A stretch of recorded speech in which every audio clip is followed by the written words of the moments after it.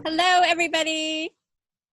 I want to welcome you to the Global Party 2017, Healing from the Inside Out. And we have the great pleasure of having a conversation about the healed heart with Ray Luskin today. Hi, Ray. Hi.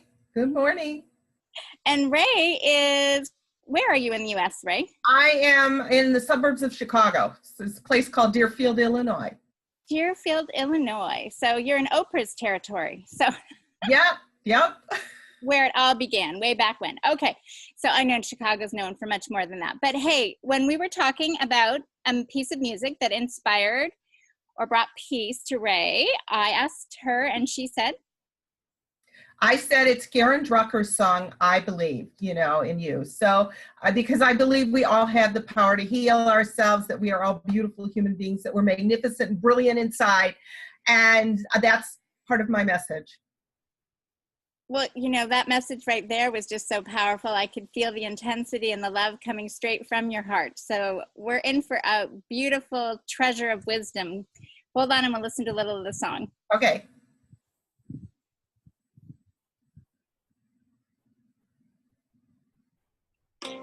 I see the joy that's in you. I see your light shining through. I see the love that's in you. So it is. I can see it. It's right there before me. I can feel it deep in my soul. I just know it, that you are an angel full of magic and power and pure sweet love. I see the grace that's in you. I see the courage in you. I see the heart that's in you. And so it is. I see the beauty in you. I see the power in you. I see the greatness in you. And so it is. I love that song, and it just, there are very few people that I buy CDs from these days, but I still have one of her CDs. Well, I have two of her CDs. One I leave at home and one I put in my car. So it's like that uplifting song, and she has some other ones that just, when I need to say no, she has this one about, saying yes to yourself and saying no to other people. It's like one of those two that I love. No, it's beautiful, and it just sets the tone from moving from this whole idea that living up here in the mind and just resonating here in the heart. So how did you actually have your transformation, or that aha? Was it one moment or a series of that led you to having a healed heart and sharing that with others? I think it was a series, really. I mean, I'll just tell you quickly my backstory. I was sexually abused as a child from age 7 to 13. And I didn't tell anybody. Again, there were no Oprah shows. There were no after-school specials. Nobody talked about it. And it's certainly not in my family. Whatever happens here stays here. So I didn't say anything. And he was a pillar of the community, a philanthropist. It's like, who believed me, right? Right. So eventually, I put on this brave face, this mask, and I went off into the world. I went to college, and I got to college, and I was a senior in college, and I said I was either dancing on tables or writing death poetry. I knew I was in serious trouble, so I dropped out of school. Didn't go over well with my family at that point, but I did go back, and I actually have a master's, but it was like, that was the beginning of my journey. So I went to traditional talk therapy, and I was in and out of that for over 12 years. Now I got healthy enough to get married, have 2 wonderful kids. But what happened was I never felt it. I never felt inside that wholeness, that I'm beautiful, that I have, I was still wounded. It just didn't matter. The talk therapy wasn't working. And I'd get my kids off to school, and I'd crawl back in bed, and I sort of curl up in fetal position, and one day, and I kept thinking about I wanted to die.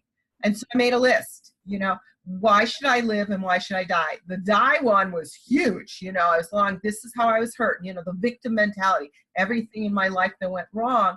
On the other side were my kids. And that was the live side, and that was, okay, I'm making a decision, and I took charge of my own healing.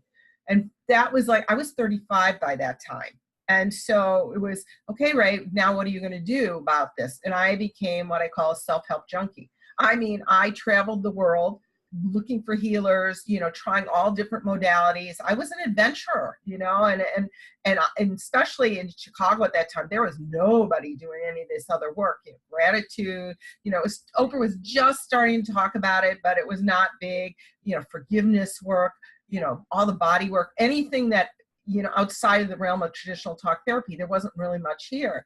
And so I was the person who literally, over the years read 1,000 self-help books, but I didn't just read them. I wrote answers to every one of the questions. I had journals coming up, enveloping me. Right. And so that was really the beginning of my journey. And then I actually did find a therapist who said, you need to paint. And I'll tell you, my grandfather was an artist, and he was teaching, and this abuse happened in his art studio. So in college, I had gone and I was taking a painting class because it was always Ray, Rembrandt, and Rubens. I was that person, and I was going to be this great artist. And this professor says to me, you're a terrible painter. Stop. Get out of my class. He threw me out of his class. And I didn't know at the time I was having flashbacks. I didn't know what those were, so I stopped painting for almost 12 years. And so this therapist saying, you've got to get back. I said, no, I'm resisting. And so eventually I started with scribbles and doodles, literally just getting out crayons and scribbling. And all of a sudden it was like this major release. I mean, I didn't know about somatic response. I didn't know that how we carried pain and trauma in our cells. And that by releasing this and I didn't need words to do it. It was like this shift in my body and my mind and my soul. And so that was the beginning. That was the biggest aha, I think, that led me through this path. Wow. That is like, I can just feel the people that are listening now, recognizing that, they're going, yeah, that journaling thing never worked, or that talking thing never worked, but they always knew that they needed to feel validated. And I feel that that's what's really coming out in the world now, is how important art was, because it really took a back seat to earning money and the structures and the systems and the traditional jobs. So even if you were a creative, you felt like you weren't worthy. Right. I mean, there's all the myth, the starving artists, they must be crazy if they're doing that. There's all this negativity around it. In my own family, art was, you were a dilettante, it would never be a career. Don't bother, don't think about it, but I'm not even looking at that. I look at it as self-expression. How are you going to express yourself in the world? It could be through painting, through music, through dance, photography, sculpture, whatever form, gardening, whatever lights you up from the inside and gives you a chance to be whole. I mean, and use all of your senses. It's not just being up in your head. And I think that's what all the arts do. They allow you to create and move and come from deep in your heart rather than your head. And that's a hard connection to make. I mean, especially when you don't feel safe in the world. I think that's one of those big pieces. It's like, how do you, one of my later healers, even just in the last 10 years, I still carried around, it's not a friendly world. It's not a safe world. And this coach said to me, what if you just made a decision and said it's a safe world? Well, all this stuff came up and I had to write and journal and draw about it. But it was this major shift in me. Again, one of those pieces like, oh, it is. And I still go back and forth. My current coach, I'll have, moments of lack of faith, and stuff. But I think it's so important. How do we surrender?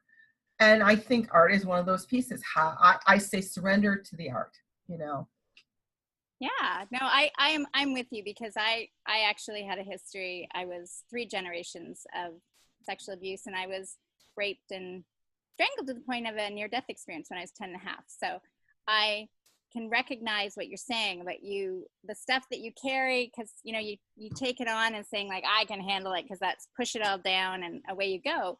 But the heart opening, surrendering, trusting, it is calling to be healed. And that's why we called it the healed heart, with the art, because it's art that has healed your heart. And so is it as you were, you started the doodling and thing, and then the painting, did you discover that sort of, is it with each part of yourself came out in the painting, Or how did that healing? Well, I would say for me that yes, I healed through the actual painting. I watched myself when I was painting, because once I got beyond the scribbles and doodles, I did these real pieces that were powerful. This person behind me touching my breast, I had to go through every one of my paintings was dark, very dark, or then it was muddy colors. And I watched as I healed my, it wasn't all about me. It became about other people, and the colors lightened. They went to more jewel tones and pastels. And so I could watch my progress. And right now I'm into this place that I want to share the beauty of art, and the paintings I'm doing are all bright and colorful pretty much now. I'm calling this series I've been working on since last year, Rediscovering the Divine Feminine. And it's sort of like going inside, but again, I have my own issues, and I'm like, I had this person who just said, why aren't your pieces in this art show? And I just put them in, but I had to be nudged, It's like, I forget that other people need to see and hear what I'm doing, because then it gives them permission to do it as well. Yeah. So does that make sense? Oh, absolutely. And I think what you just shared is so relevant for people. And I want to just go over that, is about when you first started painting, it was all dark. And I have a firm belief, and I believe I'm convinced of, that when we absorb an issue, right? Because I remember when I started to recall things, I literally thought about wanting to go out and, killing somebody else and, mutilate them. Oh, yeah. And I was saying, wow, if I didn't have the knowledge or the awareness of what I was going through, so all these people that have all these issues that go on in their life, they just want to get this evil energy out of them, right? And I think that's what we have to realize, is that we are a being of vibration, and we pick up on good vibrations and we pick up on negative vibrations, and we don't like the negative vibrations. We don't like the hurt and the pain, so we have to get it out somehow. And right. when we elevate ourselves as society to realize, that person is releasing their pain, right? And it's still, we can have our boundaries, we're still having the boundaries, right. But we're aware that that's got to come out before the good can really heal their heart. Right. And I think that, whether it's through music, I know I've talked to many, many creative activists, so that's what I call them. One is John Skinner, Michael Skinner, and he's a musician. He talked about how his music and his lyrics were really dark.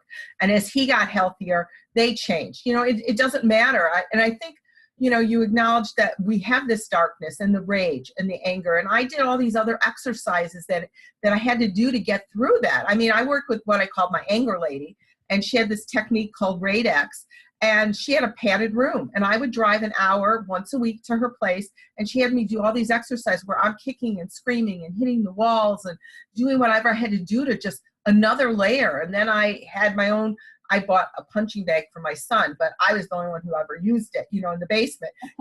But I'd use a bat, and I'd go like, I'd scream and yell. And, I lived on the train tracks, so I would wait till the train would go by, and I'd scream at the top of my lungs, because I'm afraid they were going to think I'm hurting my kids, Exactly. So, yeah, so we have to acknowledge and find different ways to release it. And, one of the exercises, and this sounds really horrible to some people, but this really worked for me. And people, when they do it, they realize it. And it's called Destroy and Create. And so what I do is I imagine the person who hurt me the worst. I either, I'm throwing them in a microwave, I'm chopping off their head, I'm doing whatever I have to do to imagine them, but then I recreate them in their most holy self, so that I see them whole. I could not, the original exercises I learned, it was just leave them there, and walk away. But that's not who I am. I need to see them whole and beautiful in the essence of their goodness. And then I can have a dialogue with them. And that's part of my work of leading up to forgiveness and all those kind of things. So those were some of the things I used. See, this is such important information. Like, it really is, because you have to find, right? Like, you had to find what works for you. You were like ahead of the sort of self-development, personal, like, I mean, this conversation now that's out there on the internet, you and I can go, well, yeah, we knew about that, like, right ago, right? Right. Right. And this is not new, but it's so wonderful that it's more in conversation. But yeah. Well, it's interesting. I was going to write a book. Well, I was going to write the first memoir of its type. This is before memoirs came out, about using art for healing and my my poetry and my journaling and all this. And I wrote this book, and I took it to the premier healers of the time, Joan Borysenko, Larry Dossey. It was one of these art and soul things, and even it was, what's his name, from Sounds True, Tom something. But I'm showing them my work, and they all said, this is nice, but it's not enough. I'll talk about, it's like, okay, so my master's is in urban planning, so I knew how to write a questionnaire. So I sent it out and the book title was going to be Odyssey of Healing, Survivor to Thriver. So I sent out questionnaires. I got 150 responses, and I started hand tabulating this because I didn't own a computer or anything at that time. And, and the stories were so rich. It was a beautiful thing. I mean, one woman healed herself she rehabbed homes, and every room in the home became a part of her soul, those kind of stories. And I had all this, and it really honored my belief that we needed more than talk therapy at that point. We needed these other tools. We needed body, mind, spirit, and and the idea of forgiveness, and the idea of gratitude, and the idea of spirituality in our lives to heal. And it validated everything. But unfortunately, at that point, I didn't have the self-esteem or the tools or the help, the support to take me to the next level. Because every time I started to write that book, who do you think you are? Why would anybody listen to you? Why, so I never wrote that book. Yeah. And now I contributed to other books, and I've written 2 of my own books, or 4 books since then. But, that was that first piece of really recognizing how important it was to talk about these things. And I think, again, getting support, which I love what you're doing, because you're supporting everybody on the planet, saying you need tools, you need other teachers, and you have to find the right teacher for you and the right modalities, because there is no one size fits all for healing. And I think that was when I grew up, I'm 67, there was one size fits all, and it's not true. Yeah. No, I love the way the world is working out. Like, I get so excited because I think the internet is that physical manifestation that, there's how many websites, right? You will never be able to find them all. And there's always new applications and software and innovations and creativity. And that is how I really feel that each of us are. We're each unique, and we're going to be called to come together with different people at different times and and it's to experience it. It's to enjoy it. It's like being a kid and playing when you felt safe. Right. Exactly. And I think that is the I think what you're saying, as far as the internet, this is the gift of the internet, and just even having Zoom right now, and this way that we can communicate from a distance, it really does make a huge difference. And because on the other spectrum, I've talked to many people who are so into texting that they've lost this contact. They don't know how to look at somebody eye to eye or have this kind of conversation. It's 140 characters. So what you're doing again is sharing with so many people that, that they may never have heard of, that here's a new tool. Here's a new idea, a new way to look at shift, so that you are healing from the inside out, which is the perfect, and we need this today, especially with the pain in the world, the way it is. We need more people who are willing to heal from the inside out, because that is how we will have global change. When we believe that, we are healed, one person at a time. That's how I look at it, that there's a ripple effect, because then you can bring that to your family, you bring it to work, you bring it to community, and then it goes to the world. I was giggling when you said about the 140 characters, because I'm not a tweeter, but that just gave me another aha, because I do feel that the stuff that's been going on in the United States is that, as I've described it, because being here in Canada, you were always like Big Brother. Big Brother was stronger and brighter, and right. But when the pre-election stuff started, 2 years prior, it was like your closets were opened to the world, and everybody got to see, oh, there are some issues going on there. And that's all that it is. It's the United States is healing from the inside out. And when you said about 140 characters, your president is just mirroring what so many people are doing every day. Right. But he's just doing it on a bigger scale, and just as unconscious. Yes, I totally get that. Yep. So I find joy in it. Like I just, the Oh, whole, that's interesting. I'm going to have to look at that as joy. I mean, I pretty much tune it out right now. I was at a meeting. I'm very interested in ending abuse across the lifeline. And so I'm active with a group called JCAS, which is a coalition against sex trafficking. Mhm. And last night we were all, we're joking. So nobody had turned on the news and they're like, well, did he start World War III, and those kind of things. And, but it's true. And you just don't know. And so, yeah, a little crazy. yeah, but it's like that point is, as you said, as you are healing, you healed your heart, I heal my heart. We essentially have the universe in us, right? Right. We are creators because we have been created by the whatever you call it. Yeah. Right. Yeah. And so in a turn, we're just bringing it all into wholeness. And we're, as you said, dominoes, ripple effect. And I honestly think like it's impossible to stop. Like that's the movement. But in the process, as you know, when you recognized and said, okay, when that moment you're on the bed and said, I'm choosing life, there was stuff to go through. Right? There was healing to do. So it's one thing to make a choice. It's like booking a trip. Right? You book the trip, but you still have the prep work. So you can book your healing. Right. But you still have to do the work. And the work means, I sort of look at it, I have, ART is an acronym that I've used many times. A is the awareness piece, and aware of the stories you're telling yourself, but also aware of your gifts, your talents, your core values, all the good in you, where you've been courageous so that you can hone in on that. And then the R is about reframing those stories that we've been telling ourselves. And I look at that as, reach for a better thought, very much, Abraham Hicks, reach for a better thought.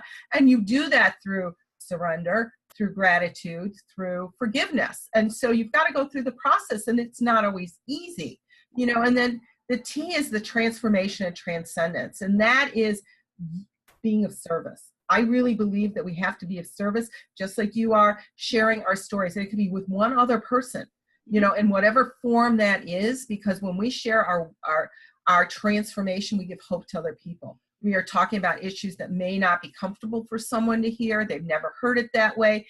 And I believe the world is waiting for all of us to step up and share our truths. And I would like you to share the A again. Just slow it down a little, because I think people went, oh, there was something good there.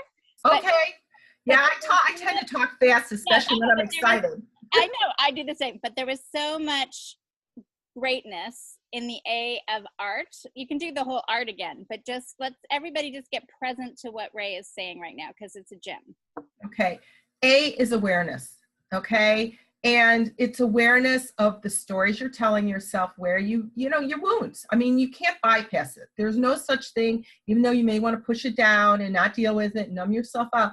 But whatever you're carrying, the shame, the guilt, all those, you have to be aware of them. And I will give one tip right now, because I use scribbles and doodles. Literally get a box of crayons and go and close your eyes and ask, where's the pain? What shape is it? What color is it? What texture is it? And scribble it. That's the beginning. And it doesn't take you to be an artist, and you don't have to do anything, but your body has an incredible gift of wisdom to tell us exactly what we're feeling at the moment. And then the rest of it is acknowledging your gifts. You all are creative, beautiful beings.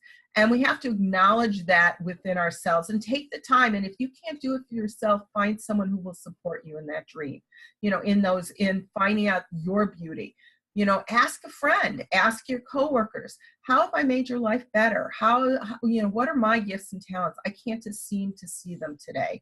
I think, and another little one that I do is courage, because we have to tap into our courage, and you are definitely more courageous than you think. So go back in your life, and you can make a little timeline and imagine from the left, from childhood up, and in the right-hand corner, that's that's where you are superhero, and you can draw yourself as a little superhero. I am Wonder Woman.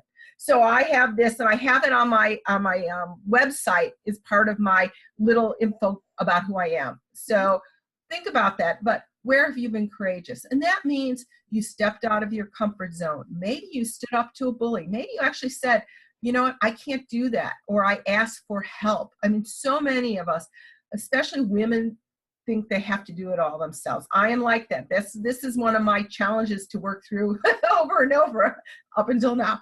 But, you know, asking for help, you know, asking, you know, and that's a big one. And so that's courage, you know, and there are a lot of different ways you can look at courage. It isn't running into a burning building all the time. It is the courage to say no to someone, to set a boundary, to walk away from a relationship that wasn't good for you. I mean, and these are all hard things. And you may not look at that as courage, but it is courage. And so now you're starting to build this little toolbox for yourself of all the wonderful things. And think about, what are your core values? That's the other piece of awareness.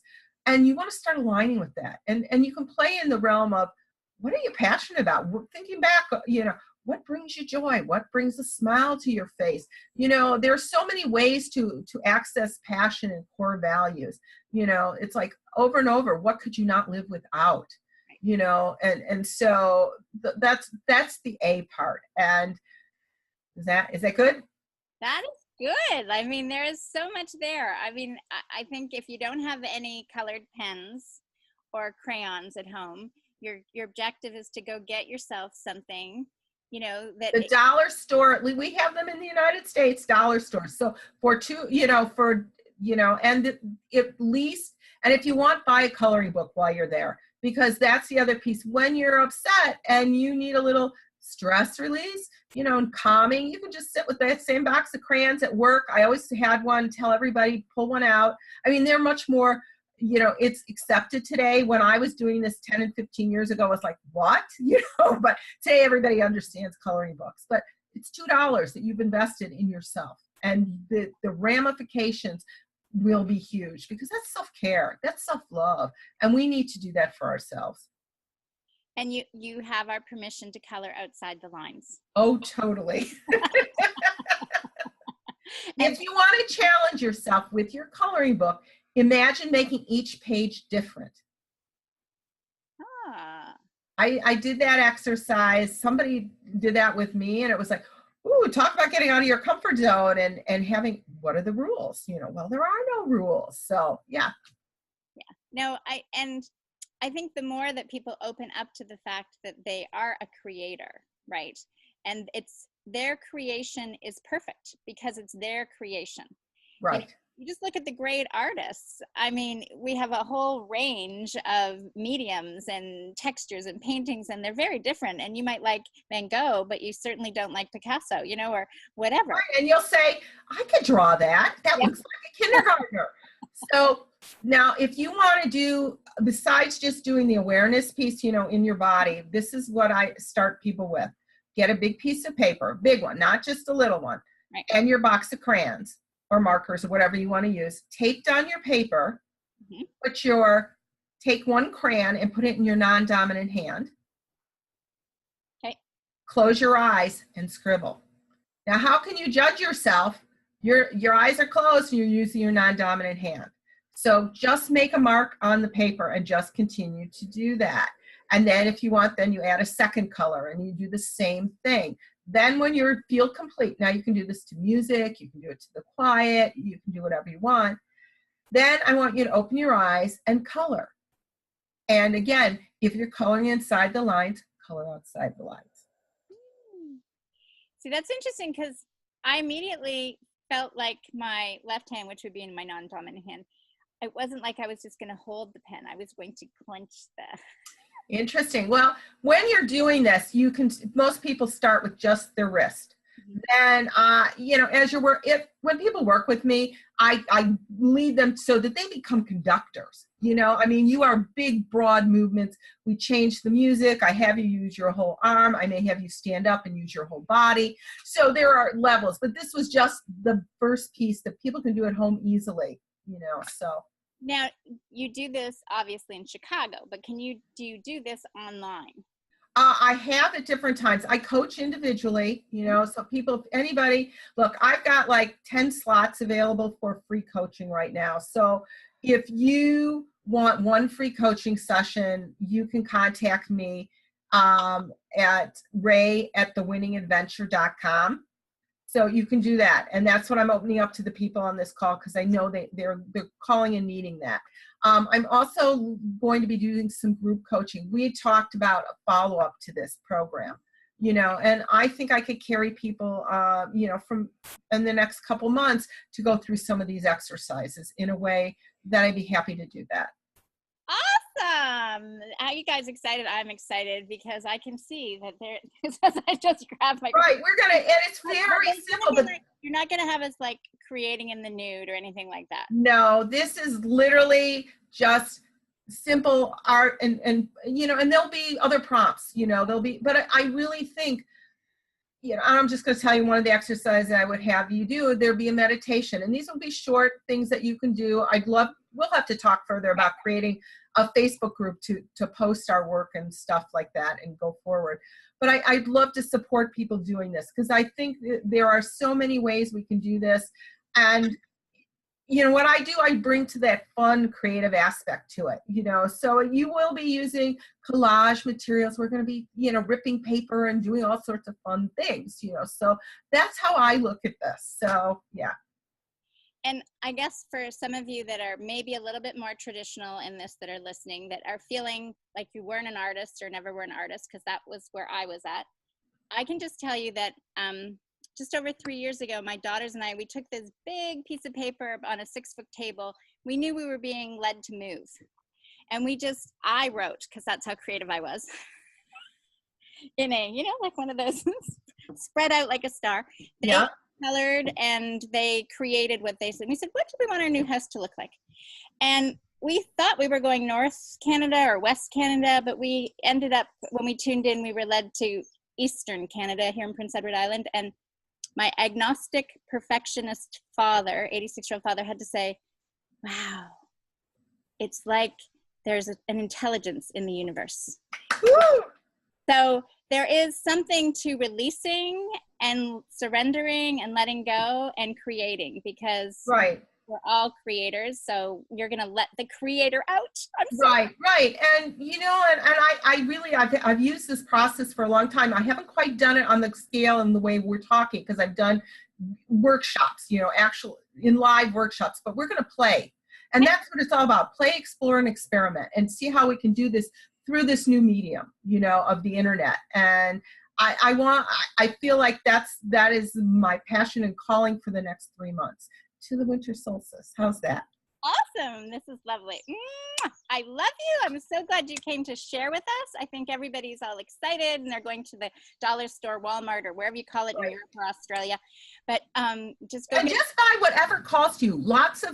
I would love for you to get as big a notebook, a sketchbook as you can. Most people are going to come home with this little teeny one, but I want you to have a bigger one, and get colored pencils, get glitter sticks, scissors, all, and start collecting, and if you have magazines, rip out pictures that you like, color, just even pages of color. So we're going to play, and each, I don't know how we're going to work out the details yet, but we're going to play, and we're going to build this community of people who want to be that healed heart with the art.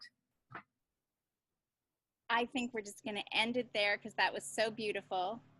Thank you so much for joining us, Ray. And I look forward to our healed hearts creating more healed hearts, and we're healing from the inside out. Sounds great. Thank you. Bye.